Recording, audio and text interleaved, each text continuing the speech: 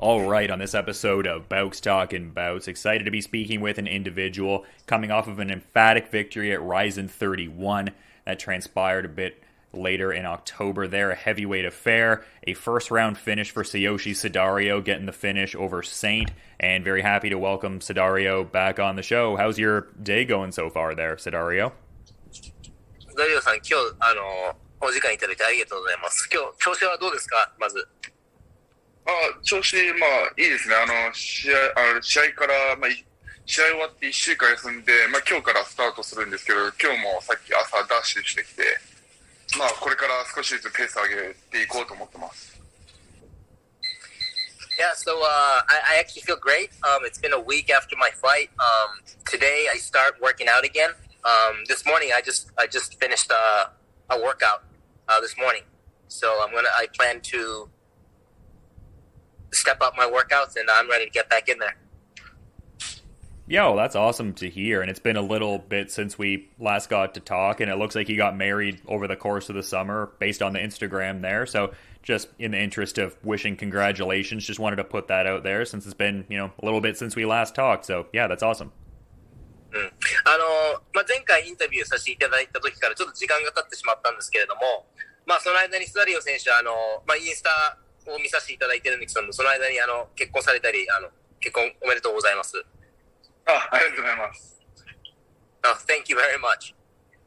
I was going to say, it seemed like the ring dog did a very good job. It seemed like Bambi was having some fun. I mean, it seemed like Bambi got a little tired towards the end of a busy day, but I thought that was a sweet aspect too.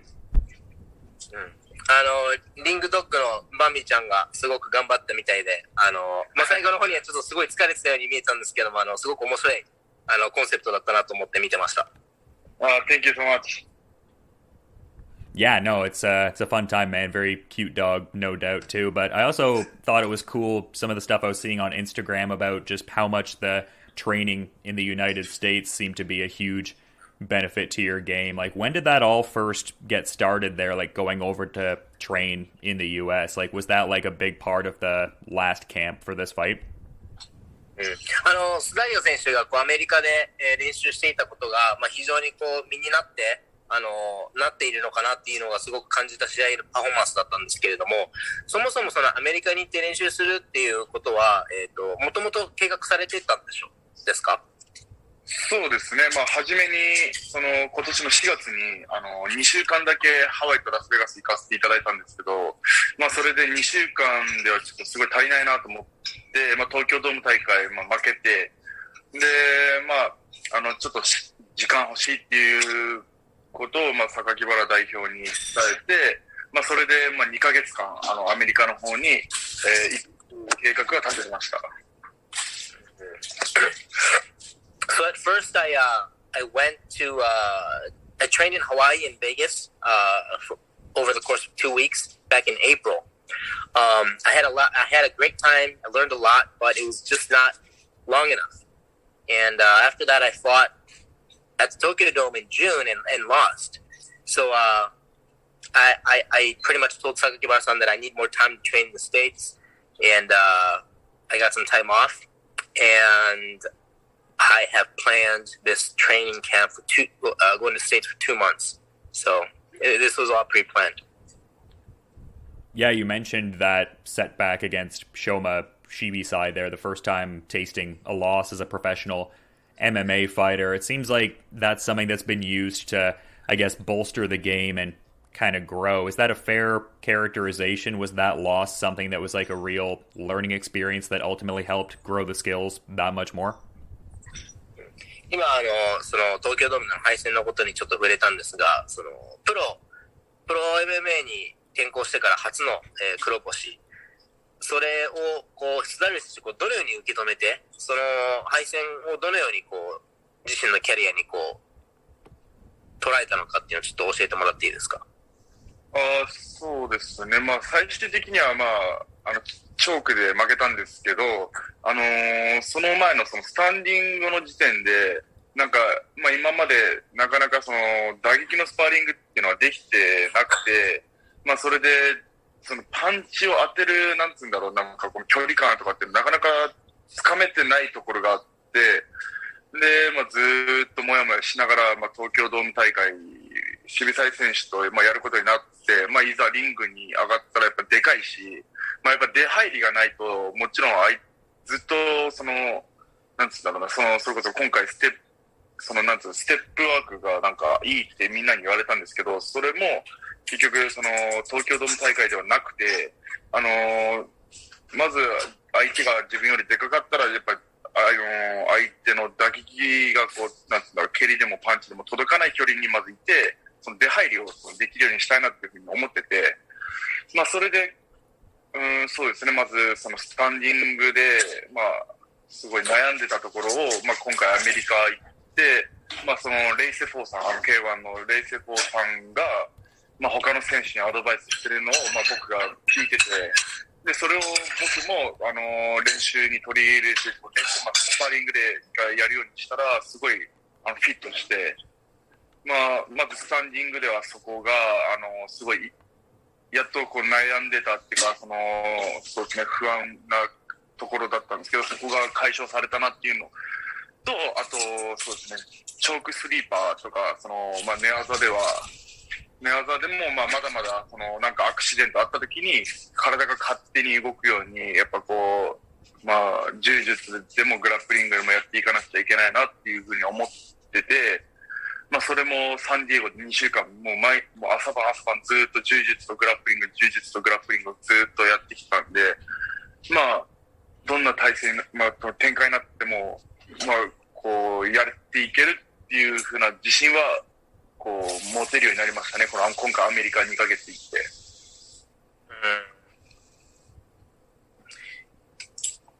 Yeah, so I definitely I learned from that fight a lot. Ultimately, I lost by the choke, but even from the stand-up, I honestly didn't do too much stand-up sparring before the fight. I couldn't do it because I didn't have too many partners. So I wasn't too sure about where to place myself in terms of the stand-up, the distance. I didn't really have that. It hadn't clicked yet of my distance on the stand-up. And he was big, and he had a longer reach than I did. So, and at the time, I had no footwork because I didn't know the distance on how to strike. So that totally showed in the fight. And that was one of my biggest concerns heading into the fight, is that I didn't spar enough with bigger opponents. So after that fight, going to the States, I did a lot of sparring, and in my last fight, a lot of people told me that my footwork was much better, and that's one of the things that I learned over there, is that when you fight bigger opponents, you have to stay outside, not to get hit. And you have to utilize your footwork to get in and out. And that's one of the things that I worked very hard on in the States. I would listen to what Ray Sefo would be teaching other fighters. And I would just kind of steal what Ray said, and I'd try it on my own during sparring. And it worked out for me. So I think because of this win, I knew of what I needed to work on. I'm sorry, because of this loss, I knew exactly what I needed to work on, and I was able to focus on that aspect during my training camp in the States. So I'm pretty happy about that. And also, I lost by a choke, but that was just totally a lack of a situation practice on the ground. So in San Diego, all I did was a bunch of grappling and a bunch of jiu-jitsu, morning practice and evening practice. So all I did was grapple in San Diego. So I'm pretty confident that I think I can put myself in any kind of situation and still feel somewhat comfortable. So those are the main two things that I learned from the loss and things that I've worked on in the States. That's a lot of great insight, and to that point, just talking about the thoughtful managing of the distance and the footwork and where to place yourself in a striking context. Like, how satisfying was that last finish at Rizin 31 over Saint with the left hook in the first round there, because that was, a pretty exemplary sort of display. I imagine that was the kind of result that would show a level of progress. その当てる距離がわからないまま、こう、出場した東京ドームと比べて、この間の大会はもうそのフットワークも含めて、こう、見事に、こう、パンチの距離というか、打撃の距離で試合をして素晴らしい、絵に描いたようなこの成長っぷりを、打撃での成長っぷりをこう見せつけたわけなんですが、あれは自分としてはどういう気持ちでしたか、試合やってて。そうですね、もう、なんつうの、そういう不安要素が解消されてたから、いつもやっぱりこう試合が来ると、なんか、うまいこと試合運びができればいいななんて思ってたんですけど、今回は自分からそのいい方向に、自分のその試合にできる自信があったので、すごいワクワクして、試合に臨めました。So, during that fight, usually, before my fights, I would hope that the fight would go towards the way I want it to be. But for this fight, I was pretty confident that I could initiate the fight to where I want it to be. So I was more excited than anything heading into this fight, and that's exactly what showed. Yeah, and just speaking to the work you were able to get in Vegas, I mean, mentioning a guy like Ray Sefo, just a legend of, K1 for sure. And I mean, some of the guys that I've seen you have training photos with, like, Francis Ngannnou, Tim Johnson seeming like a main sparring partner. And I mean, a great place to get in that work. Like, Xtreme Couture seems like the premier heavyweight gym on the planet. Like, how instrumental in the progress was that work at Xtreme Couture with some of those aforementioned guys, just in as far as, like, assessing what he needs to do to grow and just where his present skill level is at? インスタとかを拝見していると、ラスベガスでの練習相手は本当にこう、名だたる選手たちとやっているというふうに見えたんですが、それこそ、ガヌーだったり、ティム・ジョンソンだったり、ヘビー級としては、最高のトレーニングパートナーがいるジムだと思うんですが、実際にこうやってみて、どういう体験だったのか、そしてご自身の手応え、どういったものだったのか教えてもらえますか？そうですね。それこそ、ガヌー選手は、やっぱパワー、体の強さとその筋持久力っていうんですかね、パワーを出し続けるスタミナっていうのが、いくら力が強い人でも、途中でこうバテちゃうんですけど、もちろんチャンプも、最後ら辺はバテちゃったりしたんですけど、そのレスリングの練習にしても、ずっとそのパワーをずっと出し続けれるっていうのが、多分、おそらく普通のファイターよりは結構長いんですよね。バテないっていうか、そのスタミナ。だからそこがすごいなと思って、その技術動向よりもそのパワーでのスタミナ、あと MMA のスパーリングでやったのはやっぱりそのデカさと、やっぱそのパンチの重さとか、あとは、そうですね、グラウンドを一回テイクダウンされた時に、その立たせない技術っていうんですかね、そこがうまいですね。ポジション取りがすっごい上手くて、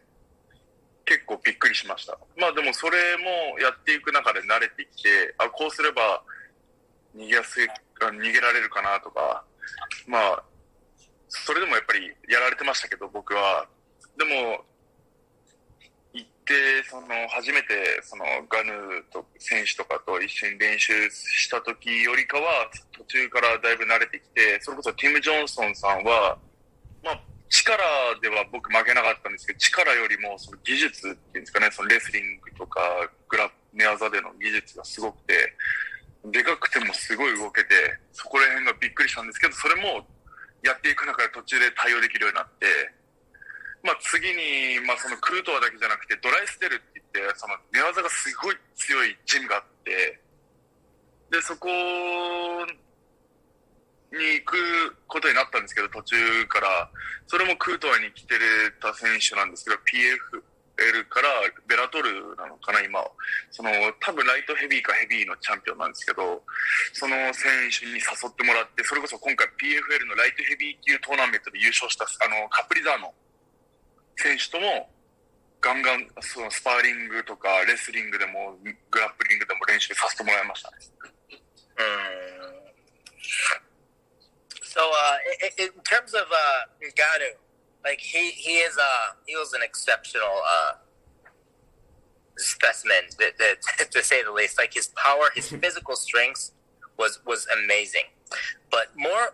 so, I was blown away on his endurance, like how he could maintain that strength and power and go on and on and on without getting tired. That was the biggest thing that I was blown away with.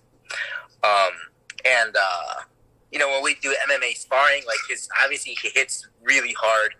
but he was also very technical on the ground. Like once he gets you on the ground, it amazed me how good he was on not letting you get back up. And you know, but just putting yourself in that situation and knowing that you're working with the best, it definitely gives you confidence. And then once you start to get used to it after a few weeks, I started getting used to the pressure and getting used to it and trying to figure out how to do stuff to get out of a bad situation. And as time passed, you know, I could definitely feel myself getting used to them and feeling the process. As for Tim Johnson, like I was amazed with his grappling and wrestling technique. Like he was very agile for his size. And you know, obviously, like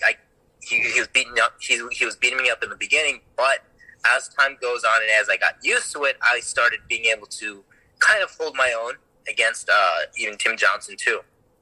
I think through the connection I made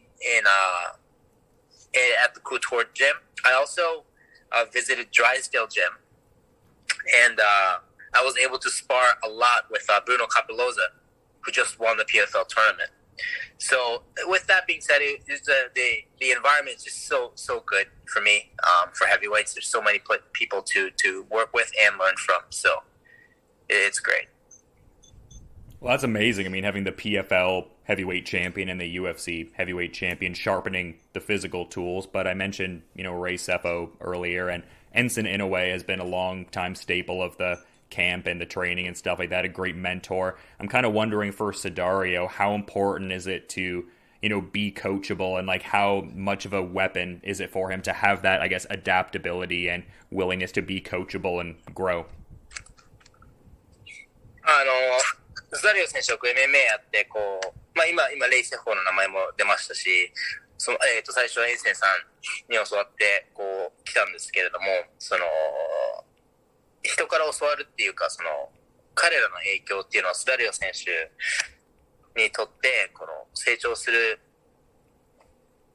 意味では どういうポジションにあると思いますか？そうですね。まあ、エンセンさんに関しては、まあ、もちろんもう僕のもうコーチとしても全体的にこう見てくれてて、ですごいなんつうんだろう、たとえ自分のコーチだったとしても、まあ、自分の意見も聞いてくれますし、でもその中で悪いところは悪い、ここはこうそうじゃなくてこうしないといけないとか、まあこういろいろ話し合ってくれたり、それこそ、他のコーチが言ってることで新しいことがあればこれいいよって通訳してくれてこう教えてくれたり、まあすごい僕のこれからのこの格闘技人生でやっぱ欠かせない存在だと思います。Yeah, in terms of coach, Ensign Inoue, you know, he's my coach that looks over everything.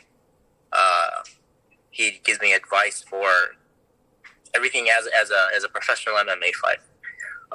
But he doesn't like push his style on me. If I have something to say, he definitely listens to me, and he hears what I have to say, and then he takes that into consideration to try to progress.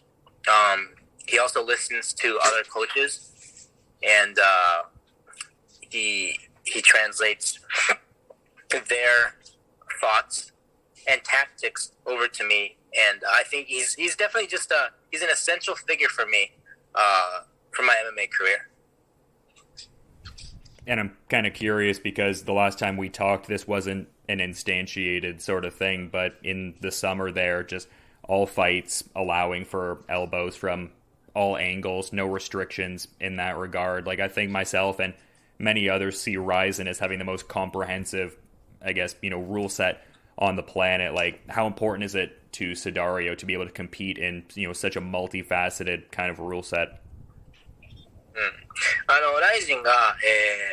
今年の夏あたりからルール変更をして顔面肘を全面解禁しました。そして、ライジンはその肘の角度の制限がなくて、いろんな関係者だったり記者からすると、やっぱりライジンのルールが一番本質に近いものを持っているルールなんじゃないかっていう、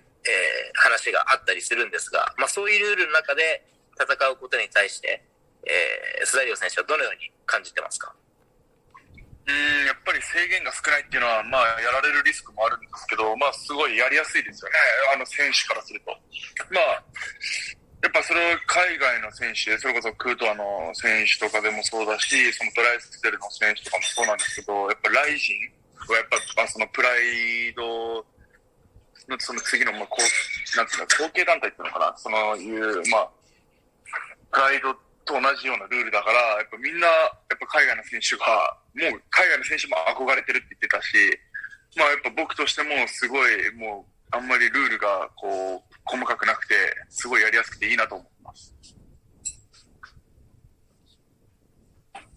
Yeah, so for me, obviously the fewer restrictions, the more chances that it gives you of getting hurt. But it goes the other way around as well. And I do believe that many of the UFC fighters, not the UFC, but the US fighters that I encountered and talked to in the States, they all look at Rizin as the Pride 2.0. And it's something about that brand and in Japan and the rule sets that fascinate a lot of the competitors to this day. And there's still a lot of fighters who want to fight in Japan under those rule sets. And, for me, the fewer restrictions, the easier for me. So I don't really have to think about the rules during the fight. So it's better. It works better for me. Yeah, it's a great rule set to take in, even from a fan perspective. So good to hear the fighter enjoyment is there too. But, 3 fights in this calendar year so far, not a great deal of damage sustained in the last fight, at least from, what I could tell from my layman perspective there. But I guess my question is, would there be like a desire and focus to get a spot on that New Year's Eve card, or maybe compete next in early 2022 more so? スダリオ選手、今年、3戦をやって、で、前回の試合、素人目線ですが、ダメージがなさそうな風に見受けられるんですが、スダリオ選手、今年の大晦日に出場したりとか、次の試合についてどのようにお考えですか？そうですね、大晦日に向けて今もう準備進めてます。Yeah, so this is weird because he knows I'm the matchmaker too, but he's like, I'm already working out. I'm planning to fight on the New Year's Eve. So he's already working out, assuming that he's on the New Year's Eve card. Yeah, I didn't want to put you guys in an awkward position there. I was just wondering because it seemed like the Rizin posters are building up at the house a fair bit. I figured he wanted to add to the collection that much more so. Yeah. But something else I was noticing too, I mean, hopefully this is correct because just the thought is very intriguing. I was reading an article that was saying that Sudario has a twin brother who's also pretty accomplished in sumo. Is he interested in any kind of mixed martial arts competition himself, or maybe just stay in the sumo lane more so? ちょっとなんか記事で、読んだんですけれども、双子の弟さんが、すごく身体能力が高くて、お相撲界でも頑張ってたっていうような記事を読んだんですが、兄弟と一緒に格闘技やるっていう気持ちはあったりしますか？僕としては全くないですね。Yeah, for me, I have no intention of him doing the same sport with him. So he can do his thing. I'm not interested. Yeah, no, fair enough. It's interesting that you both have the skill set in that regard, though. But been great with your time, and I want to be mindful of the rest of the schedule there. Really appreciate the time. But is there anything that Sudario might want to add, kind of as like a parting thought as we're wrapping things up here? スダリ選手、本当に今日お時間いただいてありがとうございました。もうたくさんお話が聞けて、すごくいい回になったと思うんで、もしスダリオ選手の方で最後になんか自分でこう言いたいことだったり、主張したいことだったり、これごめんなさい、ラジオでも行くみたいなので、もし何かあればご自由に発言してください。特にないんですけど、これからもっともっとその成長具合っていうか、それこそグラウンドでも対応できるようになってるっていうところを、その少しでもファンの皆様に見て感じてもらえるように、またその面白い試合できるように頑張りますので、応援よろしくお願いします。ありがとうございます。So, I've just started. My plan is to keep on evolving, getting better and better, and I really want to show you my progress throughout my career. And for those who's been watching me from the beginning, I hope you enjoy my progress, and I promise that I will show you something new. I will show you things that you want to see during my fight. So I truly appreciate your support, and please continue. Thank you. Yeah, great sentiment to end things off on, for sure. I mean, one of the more intriguing heavyweight prospects to follow along with. It seems like there's pronounced leaps between each fight there, and yeah, just really appreciate the time after improving to 4-1 with that last fight there. So yeah, big thanks to Sudario and also to you, Shingo, for making the time, and yeah, hopefully both of you enjoy the rest of your day there. Thank you. セリオ選手、今日本当にありがとうございました。貴重なお話聞いてとても良かったです。はい、お時間いただいて感謝してます。ありがとうございました。はい、こちらこそありがとうございました。Okay, Dylan, thank you so much for your time. Appreciate it.